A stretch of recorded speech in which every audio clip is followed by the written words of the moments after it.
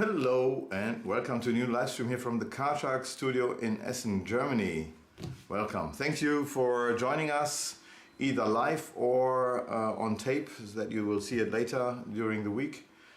Today is a topic, it works better, the joke works better in German language, because then we can say mission impossible. Yeah. So here we say it's mixing impossible, because we try to give you all kinds of shuffle methods that we think are appropriate, that look great, that look convincing. Some of them are real, some are not. And what you can do to control the cards that you need to control, and everything after the intro, I would say.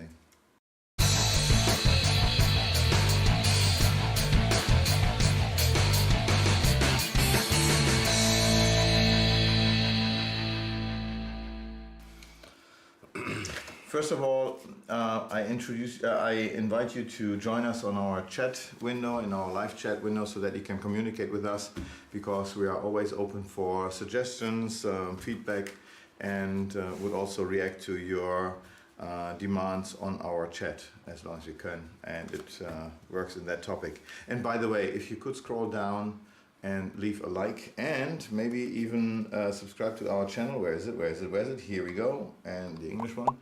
Then it would be awesome. It would help our channel to grow. That's something we still have in our focus, and yeah, thank you so much. And here we go. The first and most commonly used, at least in Europe, not in America, I would say, is the overhand shuffle. Yeah, it's like the normal overhand shuffle. It's, yeah. Did you always learn it like this, or because my overhand shuffle looks totally different? No, it doesn't look different. But this one? No, are you right-handed or left-handed? I'm right-handed, but I work also a little bit different, because something happened in my brain, I think. But I shuffled on the right way, I think. You are shuffling for a right-handed person. You are shuffling right, and I'm shuffling left, but I'm a right-handed person as well. So when I'm shuffling, I'm doing the wrong thing, and I cannot follow Roberto Giobbi's idea of doing it the other way around. It just does not feel natural. That's why you are a creator and a dealer. No, that's why I learned magic very late, and my overhand shuffle was established while I was a child. That's it. Most of the time I shuffle like that, so it feels natural, and it's good. Very sloppy. Just yeah, exactly. And the cool thing is, on the overhead shuffle, you can control a card, or you can control your stack. So when you, let's say you have four cards on top, let's go for the you could turn around 4 cards. Or you take out 4 aces. Mm-hmm. Yeah, we go for the 4 aces, and we call them to the top. So okay, now they are there. 4 aces are on top, and then you can overhand shuffle facing to the audience like that. And whenever you come close to the top, then I make a little break, I speak with the people, and then I drop the rest on top. So I think that's already another take to the typical one, where you just now throw the shuffle part up on top. Exactly, because now the people have no idea which side is from which position, and it feels better like stopping here, speaking, and put it on top. Then you go like it's only a little thing. Nobody will tell you, hey, you did something wrong. But have you already did 2 breaks? What do you mean? You mean shuffling, stop, shuffling, stop, you and then drop. Yeah, you can. Yeah, I know you can. It's just that you are not just doing it once and then on top again, but being kind of distracted several times while shuffling, while you're talking, coming to a topic where you forget shuffling. Yeah, the truth is, I have no idea what I do in the live performance. So I speak, stop, speak, stop, speak, and then cut. No idea. Yeah. But this is very cool, because you can. Once you're missing your cards, then you know you did it the wrong way. Yeah, so that's true. And also you can, let's say the 4 cards are on the bottom, so it's over here, and then you can also shuffle this direction, and same thing. You speak, you shuffle, you speak. What is your in-jog shuffle, so that if you have them on the top, let's say, and you want to shuffle them face down, are you doing this as well? To the bottom. Yes. Yeah, then I go for that, and then Yes. And now you could now do the same thing to bring them back to the top. yeah, for sure you can go for like First you go bunches Like that. and then card by card yeah, at the end. and then I right? missed one. Oh yeah, Yes, one is yes. between. So yeah, but this deck is very old, so it's like sticky a little bit. So but yeah, Are you or also doing an on? Yes, exactly. The so in-dog shuffle. this is very interesting because when I see a lot of times, and here's nothing wrong or right, but something looks better and feels better, and something don't feel better. It's like I see a lot of magicians, they love the riffle force, and they do it like that. So the top card is here, and then they do this. Yeah. So yeah, so It's already hurting me. I start as well like that.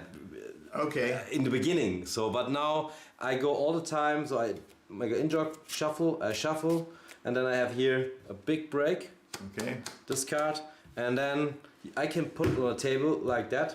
It looks like messy. And because you push this to the back, Yeah, you and see everything nothing. looks totally normal. However, this is how it looks for you. Yeah, here's the card, and then I can take the cards, and I do this, Yep. and then I can go in the break, and I can. Oops. Yeah. Well, no, not with your head. Yeah, so you know we don't have to explain it, and then you can go for the riff. But I think this one is very cool.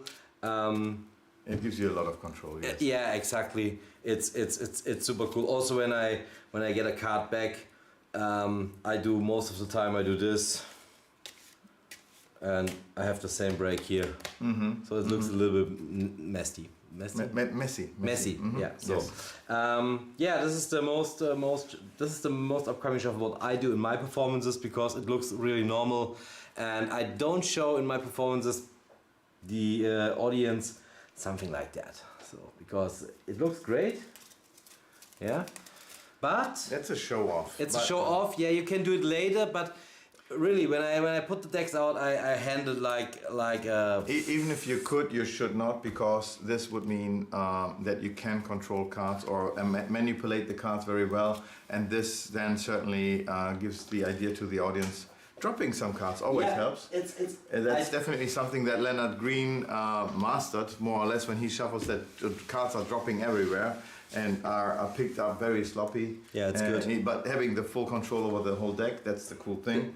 And yeah, so if you are not doing any fancy methods of juggling, of shuffling whatsoever, you are just one like them. Yeah. And when then magic happens, you have way more impact, I would say. So I prefer this kind of shuffle. And it's cool when this happens because then you can also put it back in and yeah. Same thing. It's funny when the cards drop on the floor, people look and say, look, this calls graffiti. Misdirection as well. Misdirection as well. So this is good, and also I practice my things without looking. So because when you get focus on the cards, people will watch. Yeah. And that's the next thing. Once you're comfortable with any sleight of hand, anything you want to perform, and something fishy is happening, you have to be able to do it without looking. Either you're closing your eyes, doing it to find out that it works for you without looking, or you're looking up against the wall or a mirror into your eyes, and don't look at the cards, because as soon as you put the focus on your cards while looking down, everybody's looking down, watching your hands even closer, and that will be when you will be caught. Look, so don't do this. This is also cool what I do all the time when a spectator okay, let's say the queen, yeah. I put it together and I go for this. Yeah, nothing changed here, but the queen is over there. So But that has nothing to do with I know, shuffling. but I love it to show it in the camera because it looks but great. that's something that But you it's- can do, But it looks good, huh? sure it does, but it doesn't help for the stream. I know. So that's another topic, So I would say. then we go to the The one that is more familiar in America, the riffle shuffle. riffle shuffle. Like, I practice a lot to do it without a table. Some do it on their feet, on their leg, what doesn't Yeah. really make a lot of sense, but I can't do it freely. Like, But yeah, it's kind of weird, right? Because who would ever do it like this? it's much difficult than I know. and this one. But also here. I never practice, so I don't use the riffle shuffle. No? Only on a table. Oh, I use it sometimes. Yeah, it's cool. Something it's cool. that, well, I'm not American, therefore I don't have to. The German people, laymen, they love the sound. Yeah. That's why they love also this one. And anything that is this calls the politic shuffle. You know this, huh? Nothing what? happens. The politic shuffle. The politic? The politic shuffle. Nothing happens. Okay. Politics. Okay. It's bullshit. But also here you can control the top or the bottom stack. There's a very cool video from Karl Hein. He has a false riffle shuffle. I practiced this. I can't show it here because I'm so bad. And I worked for more than 2 years on this. The Heine 500 or something like this? Oh, it's so difficult. No, no, the Heinstein shuffle. Is it Heinstein, yeah. I think it's this one, yeah. It's I don't yeah, get it. he can do it very well. He's very good. Yes. I think he has a whole DVD out there or a whole compendium about false shuffles or false riffles. Yeah. Yeah, for sure. I like it. I like it a lot. But this one is cool. It's good for all the situations. People like it when you do it, and they like it more when you look in the eyes because it's like it's cool. Yeah. So here's the thing. What to do with the real riffle shuffle? Now you want to control some cards. There are two ways that you can do it. Is the first one that needs a little bit more practice, or at least a practice at all, is seemingly shuffling the card, and in the last moment you are unlocking the cards again and bring them together as if it looks like as if they would have been shuffled, like opening it up, like, and then bringing them together like a Zarro shuffle. Yeah. Right? And that's the one that needs some practice because it's not that easy. I love this table shuffle. This is a table false shuffle. So, yes, that goes through. But the normal table shuffle, you can also go. No, wait, this one normal one. You can also go for this. Oh, the deck is very hard. I can't bend it. Okay, so one more time. No, it's so hard I can't bend it up. Since when is that? Yeah, this is an old one. Okay. Doesn't matter. But yeah, here, this one. This one.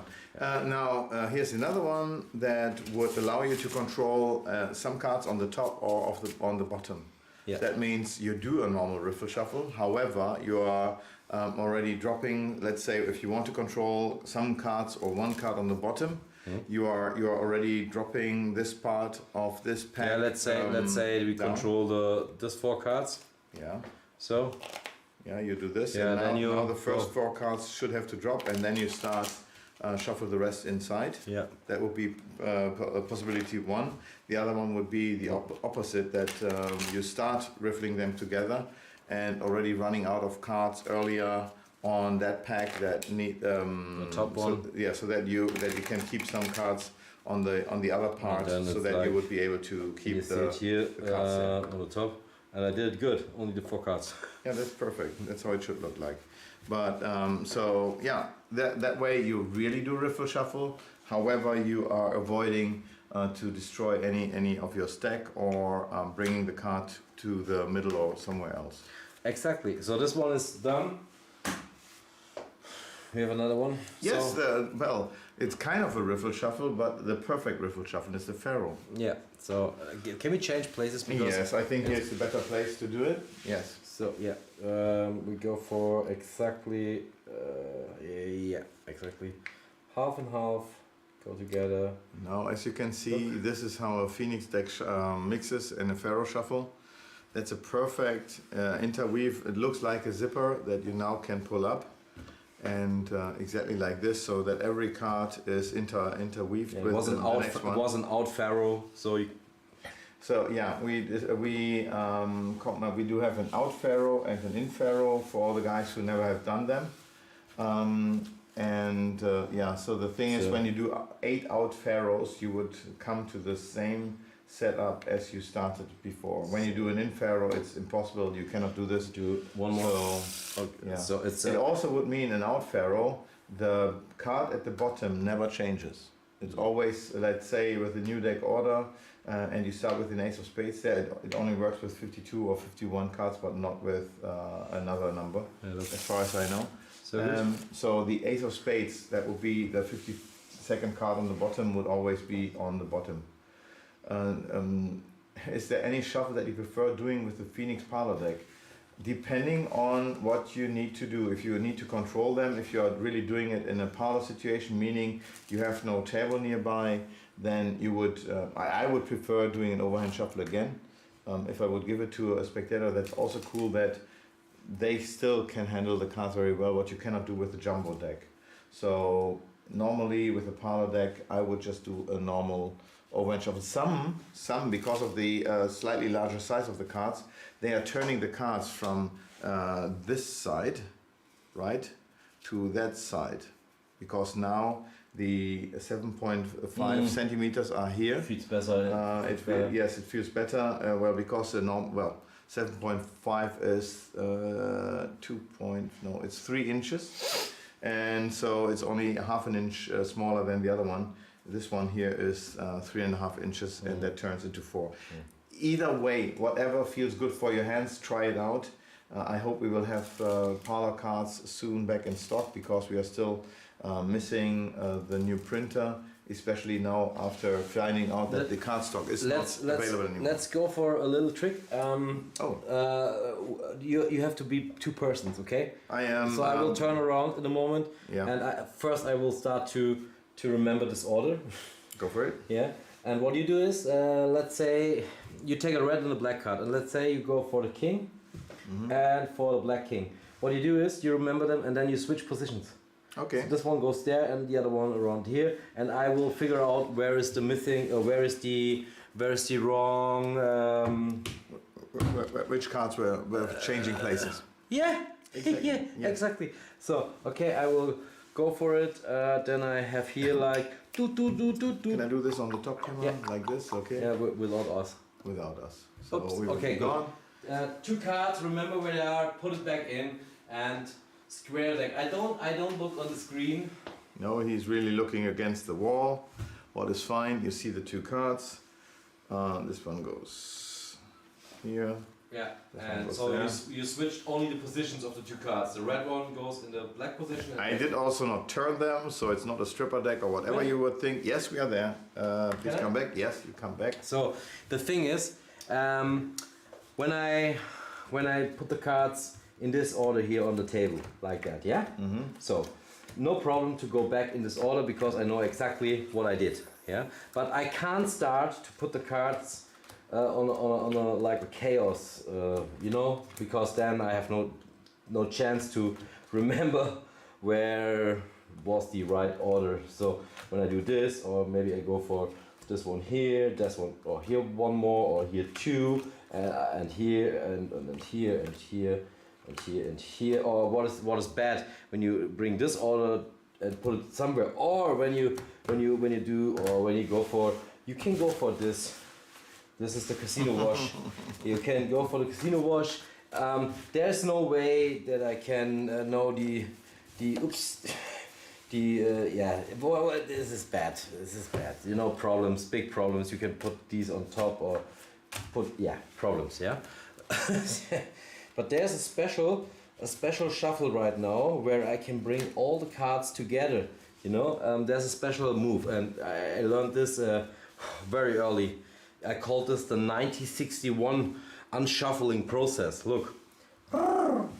What happens right now, all the blacks and all the reds are in one line, and the black card, what did you choose? Which one was it? Ace of Spades. Yeah, this one is in the red pile, and the other one was? I think 8 of Diamonds. In the black pile. Huh. Ooh. Okay, that's top. Yes. So there is... Yes, this one here, the 8 of Diamonds and the Ace of Spades. So, do we mention the trick? It's a good Which one. It is? It's a good one. We are not explaining it. Sorry, it's like there's no text, because I speak all the time weird things, and people say, well, what are you talking about?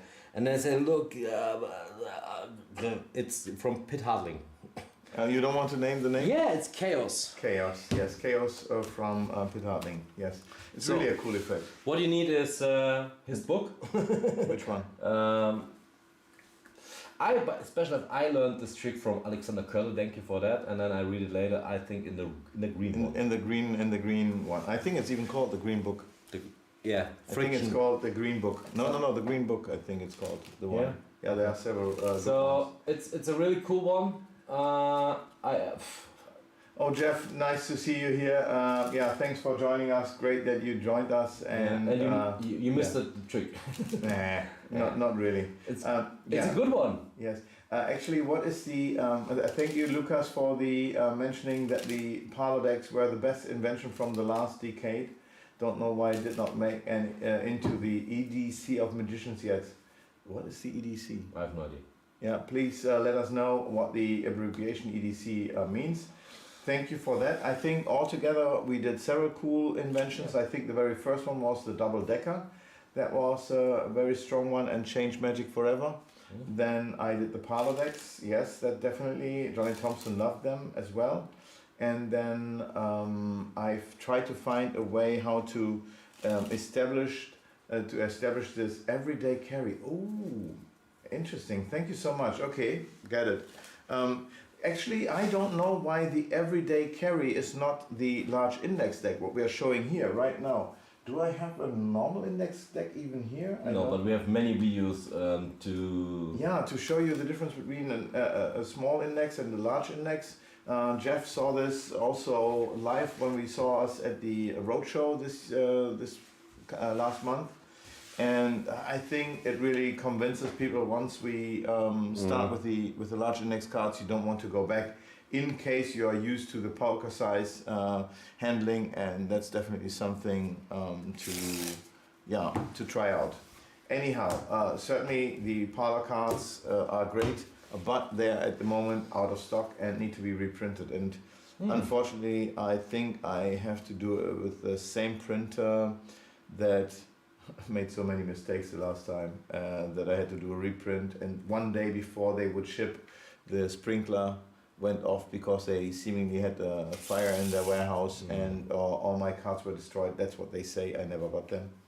Anyhow, was not so nice. Yeah, I can palm parlor cards with my big hands. That is true. That is true. I know. But even if you don't have the biggest hands at all, you can do a Tenkai palm or lateral palm. There are several methods how to palm a parlor card. It's pretty cool, and people would not imagine that you could palm a card off of this deck. It looks great. Once you get used to it, certainly you can do it as well.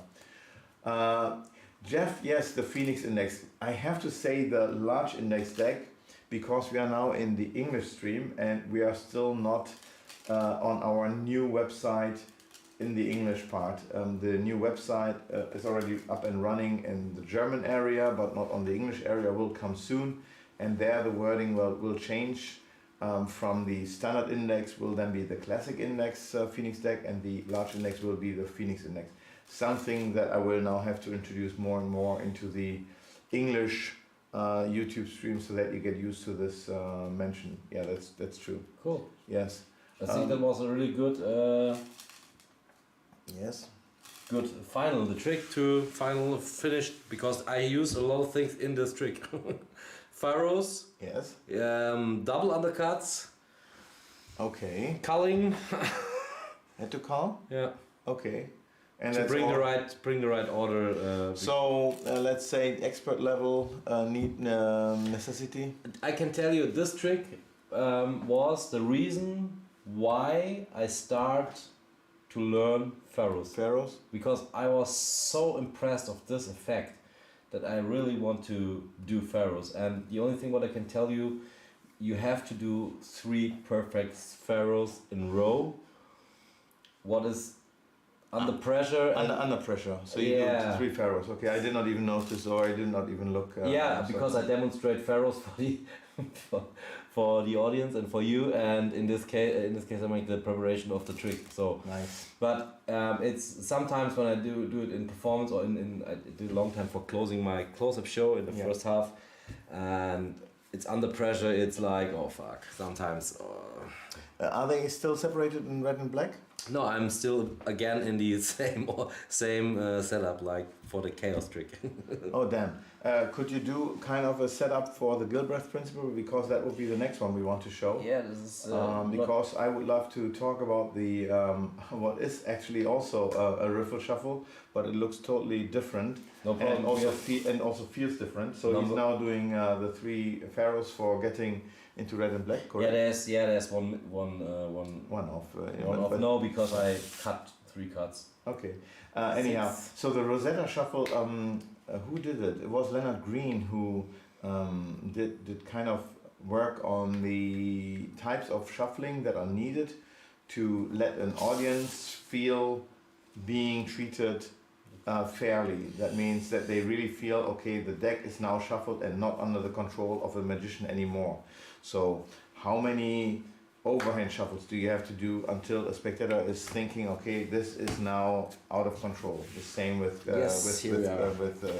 riffle shuffles. You would have to think, I think you have to do 3 riffle shuffles until they say, okay, that's fair, that's not under your control anymore. However, if you only want to do 1 riffle shuffle and still have the give the spectators the feeling that everything is super fair and that there's no more control at all, then do a Rosetta Shuffle. And while you are setting it up, almost. I'm too stupid. I have a mistake here.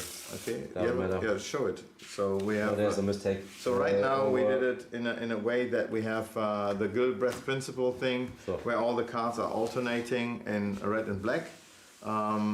Yes. So you would see the cards now completely alternated. Look, it's I okay. can go there and I'm. Whatever, and gone. I come off. Yes, and cut yourself. Can I cut the woman in half. Go away. Yeah, which one? Anyhow. So, and now with the Rosetta Shuffle, you are not destroying a lot. You are not destroying a lot because this is just one exact riffle shuffle, and not even a very good one, because there are chunks of cards interweaved, and it does not change a lot. Let's see how many mistakes are now in the alternating setup. Can you spread a little bit further here so that Thank you. So here all looks good. Here's one mistake, a small one. Here's one. And the cool thing is, if you take them out in order, like this, like that, you always get back to where you started. So when you're doing this, you're always getting them like this. Here's again one. It's always red black. So there must be a red one. Yes. So and there was one too much. You have to take this one out and this one. So the cool thing is that even when you take them out like this part also is already correct. So when you take out a few cards by showing whatever is going on here, seemingly showing up, and then you just put them back there, and you again are back in Gilbreth principle. Yeah. Now, certainly, if you want to do something with the Rosetta Shuffle that does not even do anything, then the Rosetta Shuffle is great as well. All you have to do, it's kind of the zero shuffle, but it looks very innocent. So when you do this, all you have to do is you are now focusing on the second card of this pack. Let's say you want to bring all the cards underneath this top card. Oh, you're in the. Oh. Well, let me turn us off. So I control that I see the second card from the top, and that I can control it in a second. Here's the other pile I want to bring in here. So all I now have to do is I'm controlling this card and push it onto the table. So when I now push, all the cards will automatically interweave there, and even if it looks very fair, all I did was bringing all the cards, besides of only one, the top card, into the top half, so that the top half, that nothing really changed, just one card went into another position. Yeah, and you can fix this as well when you start to cut. Exactly. Now you're like one cut off. Yes, exactly. So, yeah, cool, man. Yeah, so that's the Rosetta Shuffle, very, very cool. Now, another one that looks totally, here's a good one from Jeff. You just downloaded a very good project on the Gilbreth principle. Where did you download it? Where did you find it? What was it? Because I love the Gilbreth. It's really underrated, and there's so many possibilities with it. and having this That's why I don't share anything. Yeah, you should share some. The mistakes are technically not mistakes. You still have red, black, or black, red, where the mistakes are. That's correct, 100%. So yeah, if you take one by always 2 cards, then certainly you get there as well. It's a very interesting concept. Very, yes, absolutely.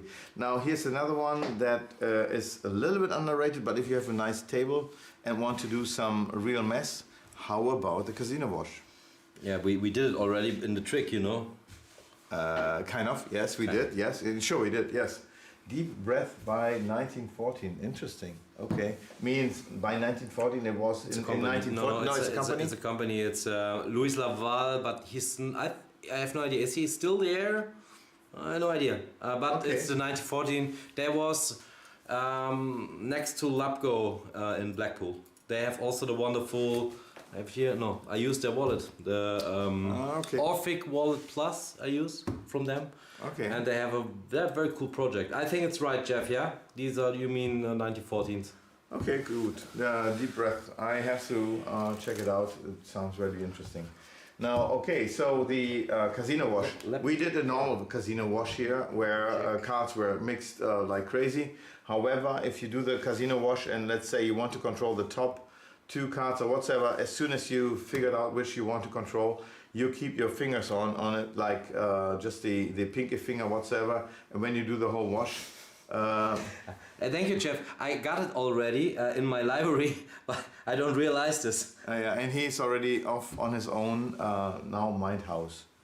Okay. Yeah, so interesting. Thank you. But you get it through 1914, I guess. It's an older project from them, correct? So once you have the cards, or 1 or 2 cards or whatever, under your control, and you keep them under your fingers, now you can do everything. Yeah. And while you're washing the cards around, and so while doing a whole mess, nothing really changes for you. You have the full control. Exactly. Cool. In case you have to get away, then what are you doing? You're doing kind of a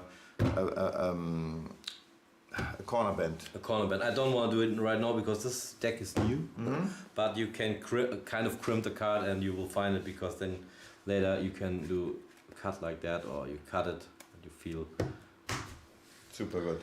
Or you do it. I like it with the nail nick. Yeah. That you get the same thing here. That you have a fine line and also a very easy cut if you want to do it. Certainly, there are other methods to control, like a breather crimp, etc., etc. Last but not least, the last thing. Do you know how is the right direction to put the cards in the bag? Is there one? Yeah, we learned it in campus because it looks very cool. So look, everything is perfect. You know, card box face up, cards in the right position. So that means you put the card. I wasn't there. I don't like that, actually. Yeah, this was the Spanish thing, you know. Yeah, but that's something that I don't like. You open. Me, I never want to show them already the bottom card. In case you want to see it, good for you. Yeah. Otherwise, you have. Yes. But so I like to have my decks always when I put my decks aside. Let's say we have some tricks with blank faces. Yeah.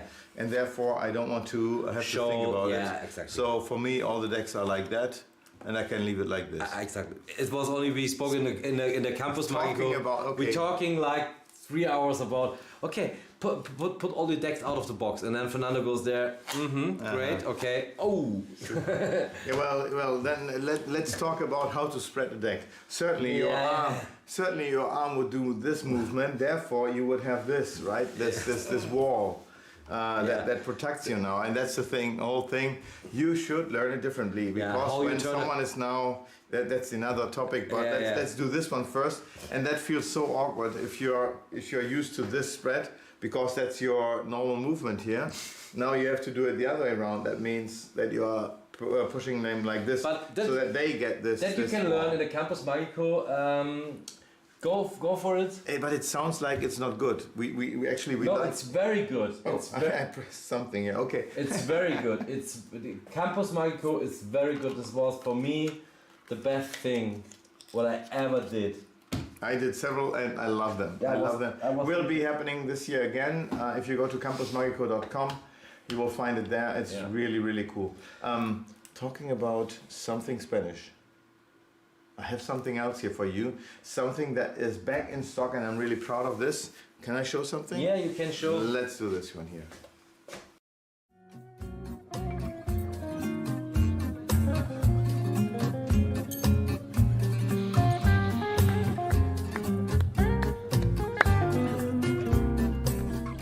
What? That was great. I was trying to contain myself. He was holding the light here and he was shaking. Yeah, I was just...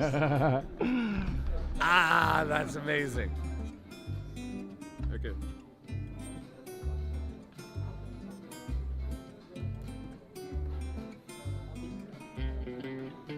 Whoa.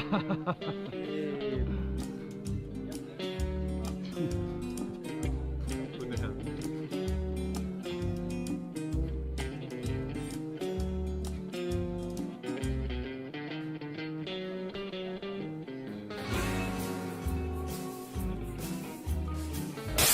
Que Mario López, que es mío.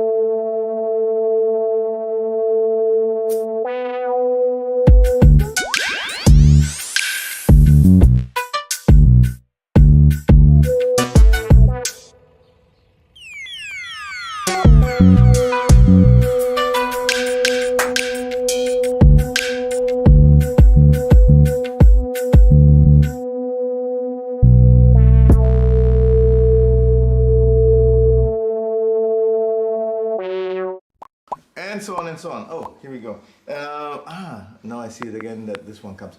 Anyhow, thank you for liking the video. That's liking our stream and For being with us. leave what is it called? Leave Comment. Submission. Submit. Yeah, you Damn know, it! you know You what get we- it. You know what I Ring mean. the bell and do whatever you want. Have a great week. Yes. First of all, this trick, it's called the challenge. By the way, the father that showed it, he's not a magician. So if he can do it, you can do it. Because it was great for the video.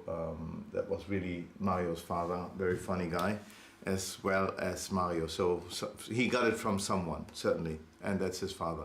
Anyhow, when you get the challenge, you are helping him build his house. It's really true. This one is financing him. He's doing everything on his own. Really building all the walls. Everything is handmade, and he learned all the skills, and he's doing it right now. The roof is already there, what I heard, and I hope that by the end of the summer he is so far that he can move in. It's a very interesting project. He's just a great guy. Anyhow, that is the challenge from Mario Lopez. You know, there's another trick from him, Perro Verde, what is cool. Anyhow, I think that was the advertisement block. I think we did so far all the different kinds of shuffles. Cool trick. Yes, we could now talk also about cutting the deck. You certainly know that this doesn't change anything, but it feels for some spectators like shuffling, right? Especially when you do a kind of a cut, very slowly shuffling, just one block, and then that's it. It sounds even great, and actually it's just cutting the deck and doesn't changing anything in the order. When you have a breather, certainly you get there. Guys, I will hopefully be at the 4F and the Morning Convention this weekend. I will fly out to America in 2 days, and we'll see a lot of my friends hopefully in Buffalo again this weekend, this week and this weekend. I missed it for 3 years. It was not happening. Unfortunately, Obi O'Brien, who is responsible for this one, is not with us anymore, and he passed away. That's the sad part, that I could not see him again anymore.